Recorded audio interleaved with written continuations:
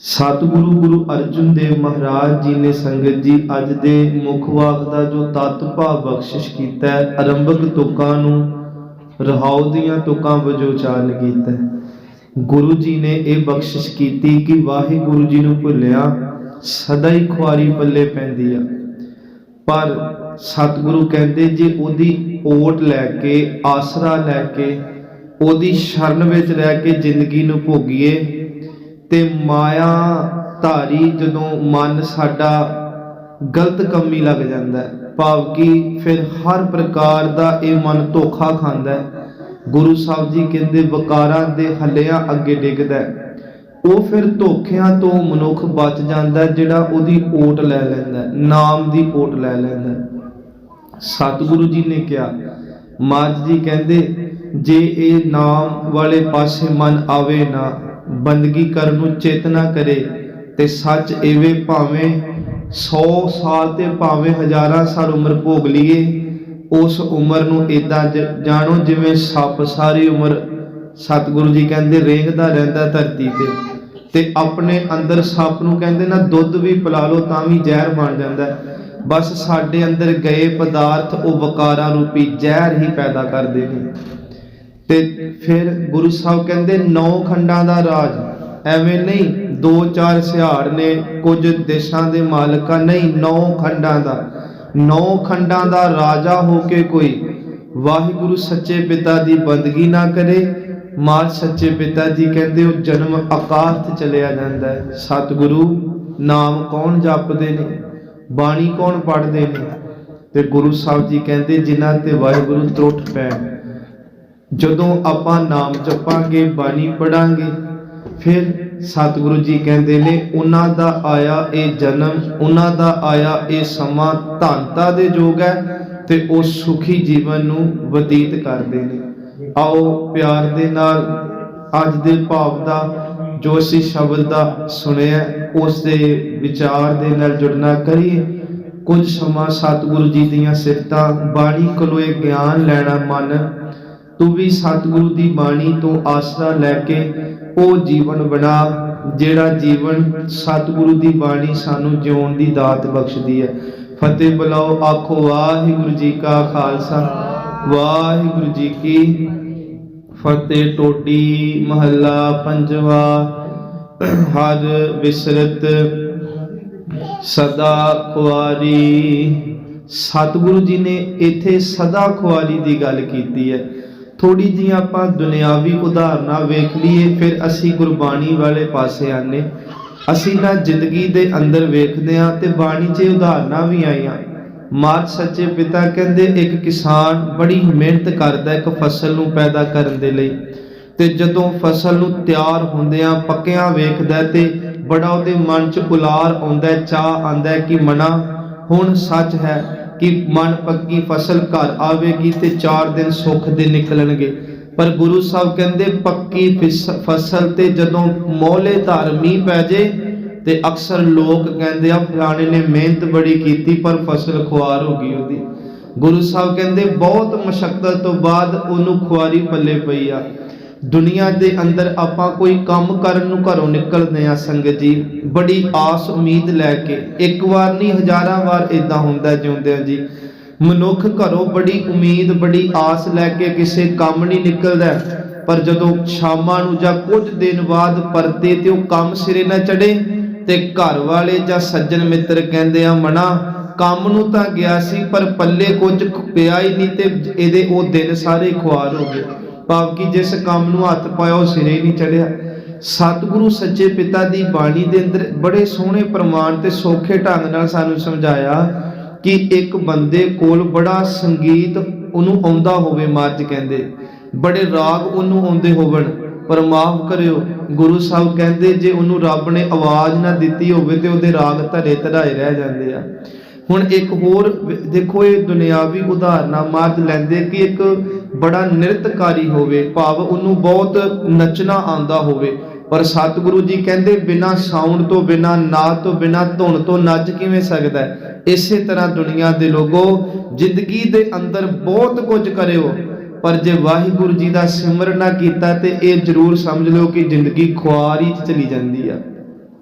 ਅਸੀਂ ਹੁਣ ਥੋੜਾ ਬਾਣੀ ਵੱਲ ਆਈਏ ਤੇ ਗੁਰੂ ਸਾਹਿਬ ਦਾ ਇੱਕ ਸ਼ਬਦ ਹੈ ਜੀ, ਉਹਦੇ ਵਿੱਚ ਮਹਾਰਾਜ ਨੇ ਪਹਿਲਾਂ ਸਾਨੂੰ ਇਹ ਕਿਹਾ ਕਿ ਤੂੰ ਬੰਦਗੀ ਕਰ, ਤੂੰ ਨਾਮ ਜਪ ਤੇ ਤੇਰੇ ਹਰ ਕਾਰਜ ਰਾਸ ਹੋਣਗੇ। ਪਰ ਜਦੋਂ ਅਖੀਰ ਤੇ ਆਪਾਂ ਮਹਾਰਾਜ ਦੇ 4-5 ਪਦੇ ਸ਼ਬਦ ਦੇ ਪੜ੍ਹਦੇ ਆ, ਉੱਥੇ ਫਿਰ ਮਹਾਰਾਜ ਨੇ ਕਿਹਾ ਜੇ ਨਾਮ ਨਾ ਜਪਿਆ ਤੇ ਫਿਰ ਭਾਵੇਂ ਤੇਰੇ ਕੋਲ ਆ ਸਭ ਕੁਝ ਹੋਵੇ, ਲਿਸਟ ਬਣਾਈ, ਇੱਕ ਗੱਲ ਯਾਦ ਰੱਖੀ, ਫਿਰ ਹਰ ਬਿਸਰਤ ਸਦਾ ਖੁਆਰੀ ਹੈ। ਫਿਰ ਗੁਣ ਨਿਧਾਨ, ਫਿਰ ਮਹਾਰਾਜ ਕਹਿੰਦੇ ਬਿਨ ਸਿਮਰਨ ਜੋ ਜੀਵਨ ਬਲਣਾ ਸਰਪ ਜੈਸੇ ਅਰਜਾਰੀ ਹੈ। ਸੋ ਇਸ ਕਰਕੇ ਸਤਿਗੁਰੂ ਗੁਰੂ ਅਰਜਨ ਦੇਵ ਮਹਾਰਾਜ ਨੇ ਬਖਸ਼ਿਸ਼ ਕੀਤੀ। ਉੱਥੇ ਗੁਰੂ ਸਾਹਿਬ ਜੀ ਕਹਿੰਦੇ ਰਾਜ ਮਿਲਕ ਸਿਕਦਾਰੀਆਂ ਰਸ ਭੋਗਣ ਵਿਸਥਾਰ, ਬਾਗ ਸੁਹਾਵੇ ਸੋਹਣੇ ਚੱਲੈ ਹੁਕਮ ਅਪਾਰ। ਦੇਖੋ ਇਹਨਾਂ ਤੁਕਾਂ ਨੂੰ ਧਿਆਨ ਦੇ ਨਾਲ ਸੁਣਿਓ। ਸਤਿਗੁਰੂ ਜੀ ਕਹਿੰਦੇ ਰੰਗ ਤਮਾਸ਼ੇ ਬਹੁ ਵਿਧੀ ਚਾਏ ਲੱਗ ਰਹਿਆ, ਚਿਤ ਨਾ ਆਇਓ ਪਾਰ ਬ੍ਰਹਮ ਹਰ ਬਿਸਰਤ ਸਦਾ ਖੁਆਰੀ। ਚਿਤ ਨਾ ਆਇਓ ਪਾਰ ਬ੍ਰਹਮ ਤਾਂ ਸਰਬ ਕੀ ਜੋਣ ਗਿਆ।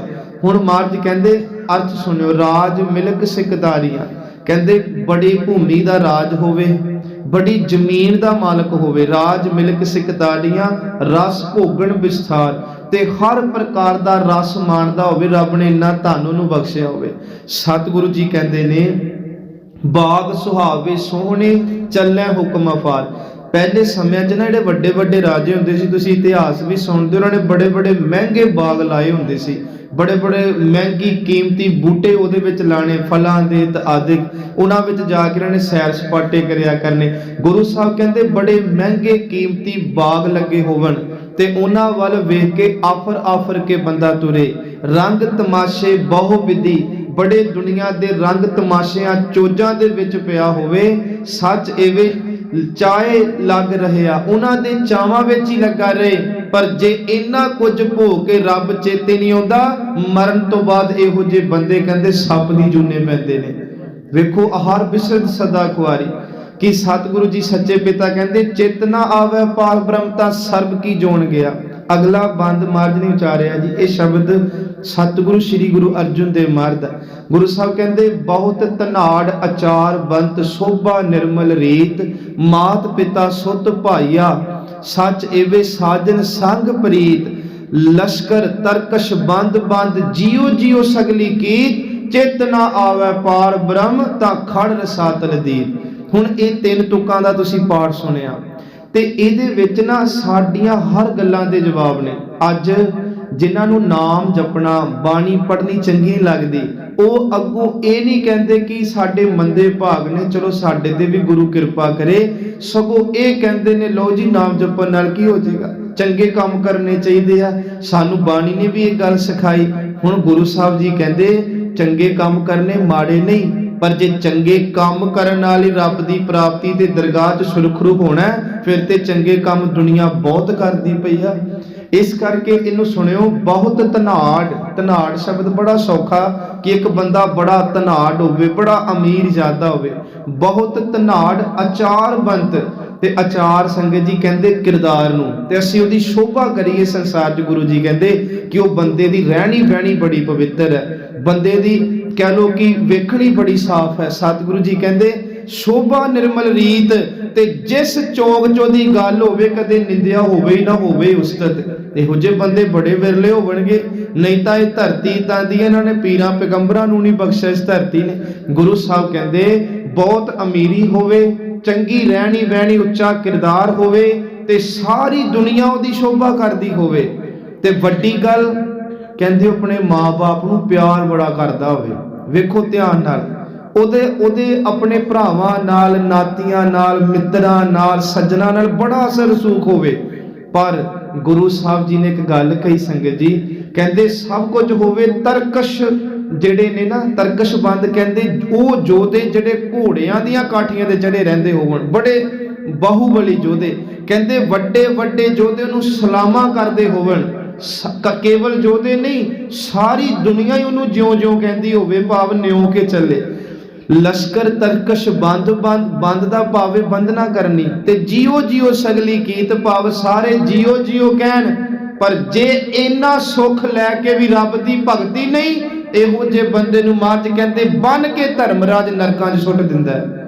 ਵੇਖੋ ਅਸੀਂ ਗੁਰੂ ਕੋਲੋਂ ਇਹ ਤੱਤ ਲੈਣਾ, ਅੱਜ ਮਹਾਰਾਜ ਜੀ ਬਹੁਤ ਕੁਝ ਦਿਓ, ਪਰ ਬਹੁਤ ਕੁਝ ਦੇ ਕੇ ਆਪਣੀ ਬੰਦਗੀ ਜ਼ਰੂਰ ਸਾਡੀ ਝੋਲੀ ਪਾਓ। ਸਤਿਗੁਰੂ ਜੀ ਕਹਿੰਦੇ ਚਿਤ ਨਾ ਆਵੇ ਪਾਰ ਬ੍ਰਹਮ ਤਾਂ ਖੜ ਰਸਾਤਲ ਦੀ। ਖੜ ਕਹਿੰਦੇ ਆ ਫੜ ਕੇ ਬੰਨ ਕੇ ਉਹਨੂੰ, ਰਸਾਤਲ ਦਾ ਭਾਵੇਂ ਪਤਾਲ ਦੇ ਨਰਕਾਂ ਦੇ ਟੋਏ ਵਿੱਚ ਖੂਹ 'ਚ ਸੁੱਟ ਦਿੱਤਾ ਜਾਂਦਾ। ਤੀਜਾ ਪਦਾ ਸੁਣੋ। ਹੁਣ ਗੁਰੂ ਸਾਹਿਬ ਜੀ ਨੇ ਕਿਹਾ, ਵੇਖੋ ਮਹਾਰਾਜ ਨੇ ਨਾ ਸਿਖਰ ਕਰਾ ਦਿੱਤਾ ਸਾਡੀਆਂ ਗਿਣਤੀਆਂ ਦਾ। ਕਾਇਆ ਰੋਗ ਨਾ ਛਿਦਰ ਕਿਛ ਨਾ ਕਿਛ ਕਾੜਾ ਸੋ। ਗੁਰੂ ਸਾਹਿਬ ਦੀ ਬਾਣੀ ਕਹਿੰਦੀ ਨਾ ਜੀ ਕਿ ਸਿਮਰੋ ਸਿਮਰ ਸਿਮਰ ਸੁਖ ਪਾਵੋ ਕਲ ਕਲੇਸ਼, ਉੱਥੇ ਤਨ ਸ਼ਬਦ ਲਿਖਿਆ। ਮਹਾਰਾਜ ਸੱਚੇ ਪਿਤਾ ਜੀ ਕਹਿੰਦੇ ਕਿ ਹੇ ਦੁਨੀਆ ਦੇ ਲੋਗੋ, ਸਤਿਗੁਰੂ ਸੱਚੇ ਪਿਤਾ ਦੀ ਬਾਣੀ ਪੜੋ, ਤਨ ਦੇ ਰੋਗ ਚਲੇ ਜਾਣਗੇ। ਹੁਣ ਇੱਕ ਬੰਦੇ ਨੂੰ ਕਦੇ ਰੱਬ ਦੀ ਇੰਨੀ ਮਿਹਰ ਹੋਵੇ, 60 70 80 ਸਾਲ ਭੋਗਲੇ ਹੋਵਣ, ਕਦੇ ਕੋਈ ਗੋਲੀ ਨਾ ਖਾਧੀ ਹੋਵੇ, ਕਦੇ ਡਾਕਟਰ ਕੋਲ ਜਾ ਕੇ ਨਾ ਵੇਖਿਆ ਹੋਵੇ। ਸਤਿਗੁਰੂ ਸੱਚੇ ਪਿਤਾ ਮਹਾਰਾਜ ਜੀ ਕਹਿੰਦੇ ਨੇ ਕਦੇ ਸਰੀਰ ਨੂੰ ਕੋਈ ਰੋਗ ਨਾ ਹੋਵੇ, ਕਦੇ ਉਹਨੂੰ ਕੋਈ ਚਿੰਤਾ ਨੇ ਨਾ ਗਰਸਿਆ ਹੋਵੇ, ਕੋਈ ਫਿਕਰ ਉਹਦੇ ਨੇੜੇ ਨਾ ਆਵੇ, ਤੇ ਵੱਡੀ ਗੱਲ ਉਹਦੇ ਸਰੀਰ 'ਚ ਰਹਿ ਕੇ ਉਹਨੇ ਕਦੇ ਕੋਈ ਪਾਪ ਨਾ ਕੀਤਾ ਹੋਵੇ। ਨਹੀਂ ਤਾਂ ਕੋਈ ਵੀ ਬੰਦਾ ਪਾਪਾਂ ਤੋਂ ਬਰੀ ਨਹੀਂ ਹੁੰਦਾ। ਮਹਾਰਾਜ ਕਹਿੰਦੇ ਕਾਇਆ ਰੋਗ ਨਾ ਛਿਦਰ ਕਿਛ, ਛਿਦਰ ਕਹਿੰਦੇ ਪਾਪ ਐਬ ਕਰਨੇ। ਕਾਇਆ ਰੋਗ ਨਾ ਛਿਦਰ ਕਿਛ ਨਾ ਕਿਛ ਕਾੜਾ ਸੋਗ। ਕਾੜਾ ਕਹਿੰਦੇ ਫਿਕਰ ਨੂੰ, ਸੋਗ ਭਾਵ ਚਿੰਤਾ। ਮਿਰਤ ਨਾ ਆਵੀ ਚਿਤ ਤਿਸ ਐਨਿਸ ਭੋਗੇ ਭੋਗ। ਕਹਿੰਦੇ ਉਹਨੂੰ ਕਦੇ ਮੌਤ ਚੇਤਨ ਆਵੇ, ਭਾਵ ਰੱਬ ਨੇ ਇੰਨਾ ਸੁੱਖ ਦਿੱਤਾ ਹੋਵੇ ਤਨ ਦਾ, ਤੇ ਦਿਨ ਰਾਤ ਉਹ ਭੋਗਾਂ ਵਿੱਚ ਮਸਤ ਹੋਵੇ। ਗੁਰੂ ਸਾਹਿਬ ਕਹਿੰਦੇ ਸਭ ਕਿਛ ਕੀ ਤੋਨ ਆਪਣਾ। ਸੰਗਤ ਜੀ ਸਭ ਕਿਛ ਦੇ ਅਰਥ ਨੇ ਵਰਲਡ ਵਾਈਡ, ਵਿਸ਼ਵ ਭਰ ਦੇ ਵਿੱਚ ਜੋ ਕੁਝ ਵੀ ਹੈ ਸਭ ਕੁਝ ਦਾ ਉਹ ਮਾਲਕ ਹੋਵੇ।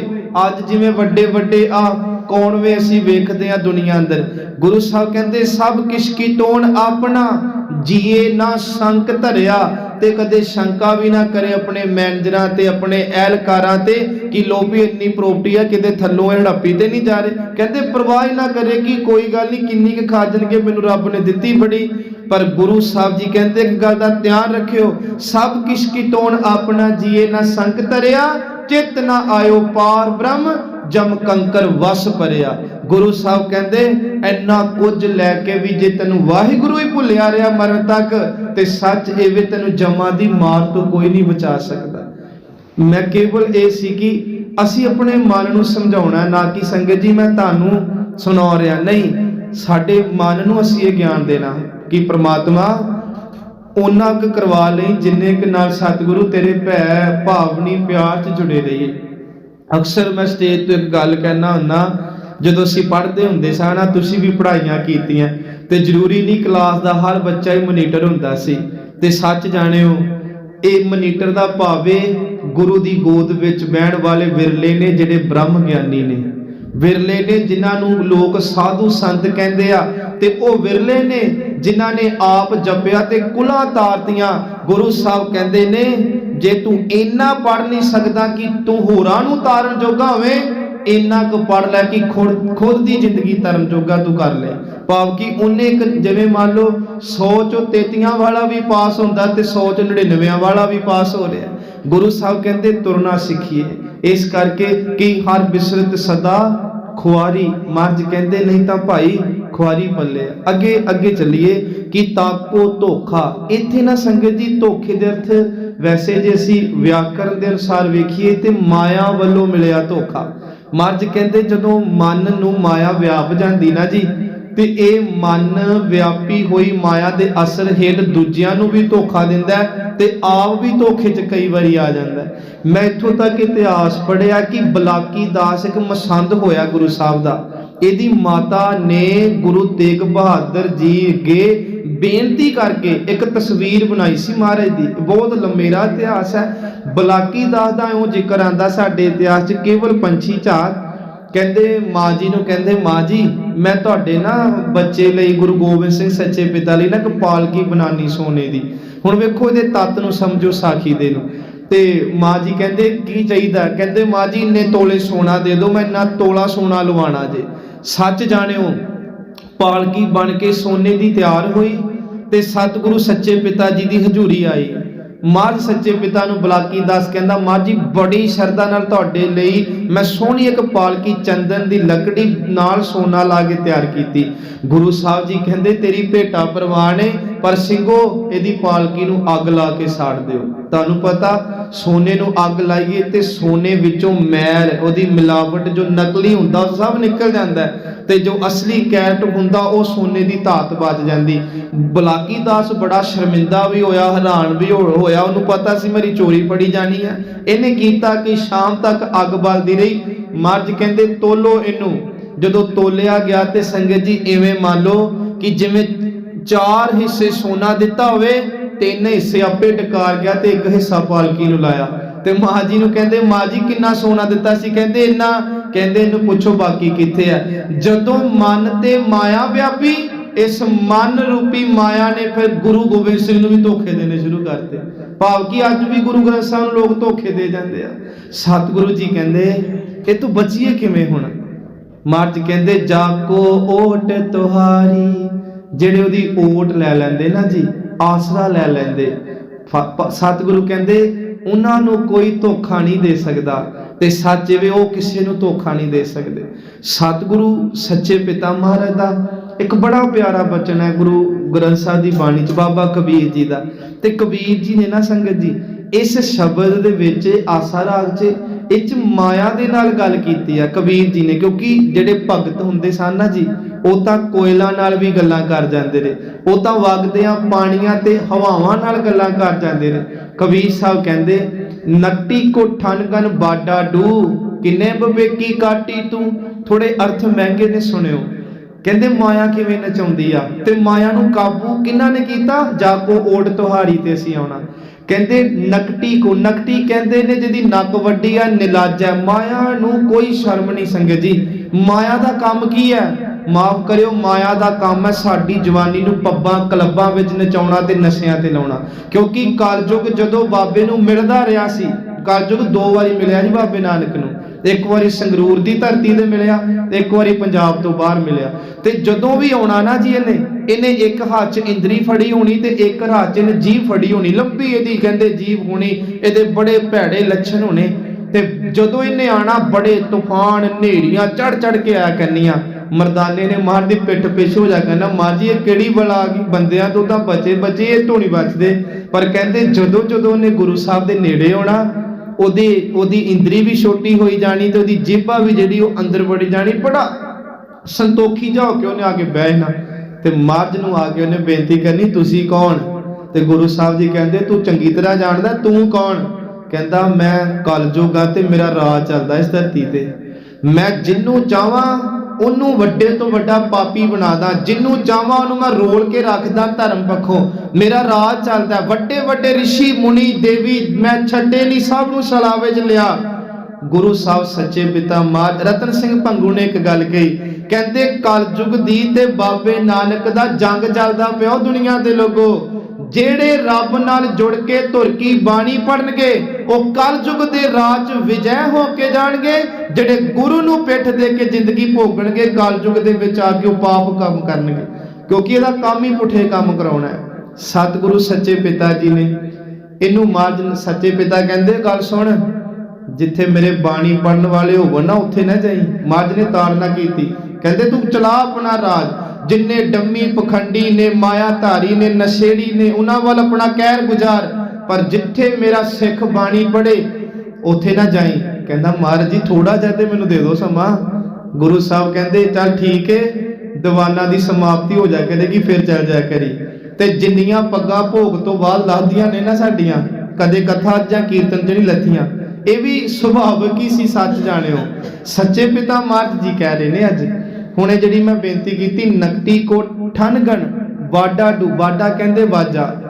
ਕਹਿੰਦੇ ਕਬੀਰ ਜੀ ਮਾਇਆ ਦਾ ਵਾਜਾ ਵੱਜਦਾ ਪਿਆ ਤੇ ਇਕੱਲਾ ਪੰਜਾਬ 'ਚ ਨਹੀਂ ਸਾਰੀ ਦੁਨੀਆ 'ਚ। ਕਹਿੰਦੇ ਵਾਜਾ ਇਹ ਵਜਾ ਰਹੀ ਆ ਤੇ ਸਾਰੀ ਦੁਨੀਆ ਦੇ ਮਗਰ ਨੱਚਦੀ ਪਈ ਆ। ਭਾਵ ਕਿ ਮਾਇਆ ਨਚਾਈ ਜਾਂਦੀ ਤੇ ਬੰਦਾ ਨੱਚੀ ਜਾਂਦਾ ਨਾ ਜੀ। ਤੇ ਬੰਦਾ ਕੋਈ ਏ ਜੀ, ਕਹਿੰਦੇ ਨਾ ਜਿਹਦਾ ਹੱਥ ਨਹੀਂ ਪੈਂਦਾ ਉਹੀ ਸਾਧੂ ਹੈ, ਜਿਹਦਾ ਹੱਥ ਪੈ ਰਿਹਾ ਉਹ ਤੇ ਜੜਾਂ ਹੀ ਵੱਢੀ ਜਾ ਰਿਹਾ ਅਗਲੇ ਦੀਆਂ। ਗੁਰੂ ਸਾਹਿਬ ਜੀ ਕਹਿੰਦੇ ਇਹ ਮਾਇਆ ਇਹ ਨਹੀਂ ਵੇਂਦੀ ਕਿ ਕਿਹੜਾ ਕੰਮ ਕਰਕੇ ਘਰ ਪੈਸਾ ਲਿਆ ਰਿਹਾ, ਬਸ ਪੈਸਾ ਆਉਣਾ ਚਾਹੀਦਾ, ਕੰਮ ਭਾਵੇਂ ਜਿਹੜਾ ਮਰਜ਼ੀ ਹੋਵੇ। ਦੇਖੋ ਸਾਰੇ ਨਹੀਂ ਪਰ ਬਹੁਤਾਤ ਇਹ ਹਾਲ ਹੈ। ਮੱਝ ਕਹਿੰਦੇ ਕਿਨ ਹੈ ਬਵੇਕੀ ਕਾਟੀ ਤੂੰ।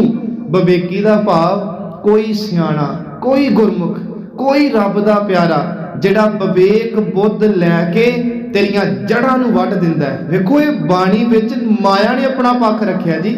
ਗੁਰੂ ਸਾਹਿਬ ਦੀ ਬਾਣੀ 'ਚ ਕਹਿੰਦੇ ਸਗਲ ਮਾਹੇ ਨਕਟੀ ਕਾ ਵਾਸਾ, ਭਾਵ ਕਿ ਜਿੰਨੇ ਜੀਵ ਪੈਦਾ ਕੀਤੇ ਇੱਥੋਂ ਤੱਕ ਸੰਗਤ ਜੀ ਜਿਹੜੀ ਮਮਤਾ ਨਾ, ਇਹਦੇ ਜਾਨਵਰਾਂ ਵਿੱਚ ਵੀ ਤੁਸੀਂ ਵੇਖੋਗੇ। ਤੁਸੀਂ ਕਿਤੇ ਆਪਣੇ ਘਰ ਦੇ ਵਿੱਚ ਕਿਸੇ ਮੰਨ ਲਓ, ਚਲੋ ਮੈਂ ਸ਼ਬਦ ਵਰਤ ਲੈਣਾ, ਕੁੱਤੀ ਨੂੰ ਰੋਟੀ ਪਾਇਓ ਉਹ ਵੀ ਚੁੱਕ ਕੇ ਆਪਣੀ ਵਿਚਾਰੀ ਬਲੂੰਗੜਿਆਂ ਲਈ ਲੈ ਜਾਂਦੀ ਹੈ, ਕਦੂਰਿਆਂ ਲਈ ਲੈ। ਮਮਤਾ ਨਾ ਜੀ ਉਹ ਵੀ। ਗੁਰੂ ਸਾਹਿਬ ਜੀ ਕਹਿੰਦੇ ਮਮਤਾ ਸਗਲ ਮਾਹੇ ਨਕਟੀ ਕਾ ਵਾਸਾ ਸਗਲ ਮਾਰ ਔਹੇਰੀ। ਇਹ ਕਰਦੀ ਕੀ ਆ? ਕਬੀਰ ਜੀ ਕਹਿੰਦੇ ਨੇ ਸਾਰਿਆਂ ਨੂੰ ਆਪਣੀ ਗ੍ਰਿਪ ਚ ਲਿਆ, ਸਾਰਿਆਂ ਨੂੰ ਭਰਮਾਉਂਦੀ ਆ ਤੇ ਮਾਰ ਕੇ ਨਾ, ਪਹਿਲਾਂ ਮਾਰਨ ਦਾ ਭਾਵ ਸਾਡਾ ਜੀਵਨ ਖਤਮ ਕਰ ਦੇਣਾ। ਅੱਜ 99% ਸਾਨੂੰ ਨਿਤਨੇਮ ਕਰਨਾ ਚੰਗਾ ਨਹੀਂ ਲੱਗਦਾ ਸੰਗਤ ਜੀ। ਅੱਜ ਪਿੰਡਾਂ ਵਿੱਚ ਆਪਾਂ ਵੇਖੀਏ ਨਾ, ਸਰਵੇ ਕਰਕੇ ਤੇ ਇੱਕ ਪਿੰਡ ਚੋਂ ਮੰਨ ਲਓ ਜੇ 100 ਬੰਦਿਆਂ ਨੇ ਅੰਮ੍ਰਿਤ ਛਕਿਆ ਬੀਬੀਆਂ ਨੇ ਵਿੱਚ ਪਾ ਕੇ, ਉਹਦੇ ਵਿੱਚੋਂ 50 ਨੇ ਜਿਹੜੇ ਰਹਿਤ ਵੈਦ ਦੇ ਧਾਰਨੀ ਹੋਣਗੇ, ਤੇ ਉਹਦੇ ਵਿੱਚੋਂ ਹੋਰ ਸ਼ਾਂਤੀ ਮਾਰ ਲਿਓ ਤੇ 10-15 ਹੋਣੇ ਜਿਹੜੇ ਨਿਤਨੇਮ ਕਰਦੇ ਹੋਣਗੇ। ਫਿਰ ਅੱਗੇ ਚਲੋ ਉਹਦੇ ਵਿੱਚੋਂ ਇੱਕ ਅੱਧਾ ਹੀ ਹੋਣਾ ਜਿਹੜਾ ਨਿਤਨੇਮ ਕਰਕੇ ਉਹਦੇ ਅਨੁਸਾਰ ਹੀ ਜ਼ਿੰਦਗੀ ਭੋਗਦਾ ਹੋਵੇਗਾ। ਬਹੁਤ ਵਿਰਲੇ ਹੋਣਗੇ। ਗੁਰੂ ਸਾਹਿਬ ਕਹਿੰਦੇ ਇਹਨੇ ਸਾਰਿਆਂ ਨੂੰ ਕਲਾ ਵਿੱਚ ਲੈ ਲਿਆ। ਆ ਵੱਡੇ ਵੱਡੇ ਜਥੇਦਾਰ ਵੇਖੋ, ਕਰੋੜਾਂ ਦਾ ਘਬਲਾ ਕਰਕੇ ਤੇ ਮੂੰਹ ਦੀ ਖਾ ਕੇ ਅੱਜ ਬੈਠੇ ਨੇ, ਨਾ ਕਥਾ ਕਰ ਸਕਦੇ, ਨਾ ਕਿਤੇ ਹੁਕਮਨਾਮਾ ਲੈ ਸਕਦੇ।